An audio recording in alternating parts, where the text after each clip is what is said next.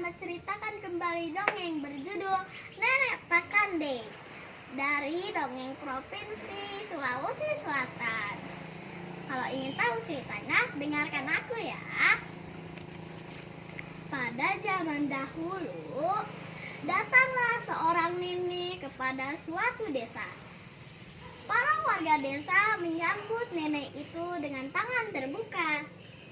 Orang melihat nenek itu adalah nenek biasa yang terlihat baik dan ramah. Nah, tapi mereka tidak mengetahui bahwa itu adalah Nenek Pakande.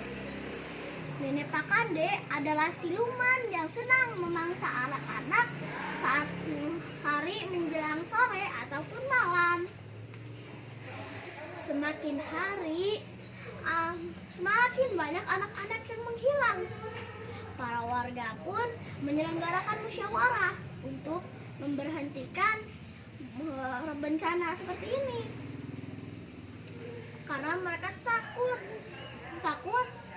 pasti mereka yang akan menjadi korban selanjutnya. Akhirnya mereka berbuat musyawarah. Siapa ide yang melakukannya?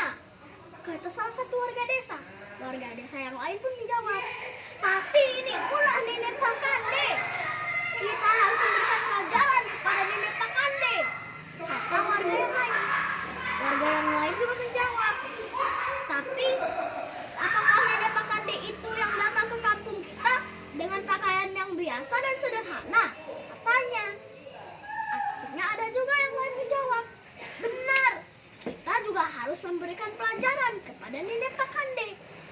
Tapi Nenek Pakande itu berilmu tinggi. Bagaimana kita bisa melawannya? Kata salah satu warga desa. Di saat itu, Bedu membuat rencana kepada seluruh warga desa. Tapi sebagai alatnya, ia membutuhkan bangkai sapi, busa sabun, dan batu, juga belut. Nah, jadi mereka pun merencanakan sesuatu. Rencana itu pun disepakati. Akhirnya dilanjutkanlah rencana itu. Mereka Bedu ada di atap rumahnya, dan di depan rumahnya ada seorang bayi. Simpanlah di situ. Benar saja, Nenek Pakande tiba-tiba datang ke situ. Cik. Dia datang. Akhirnya Bedu pun menuangkan air sabun, juga bangkai sapi. Melihat itu, Nenek Pakande sangat takut.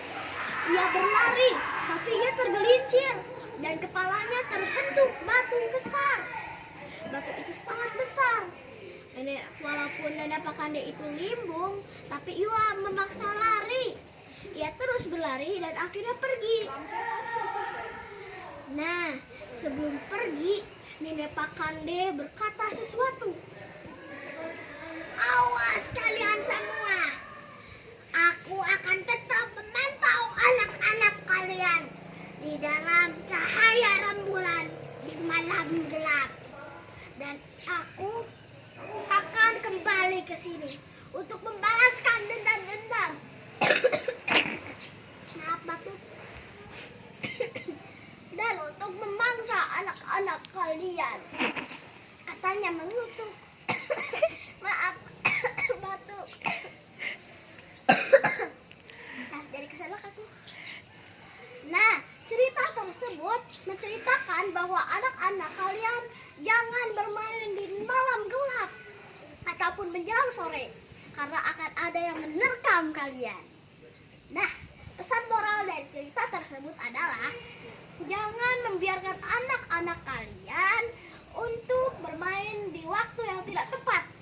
Dan hati-hatilah dengan orang yang tidak kalian kenal.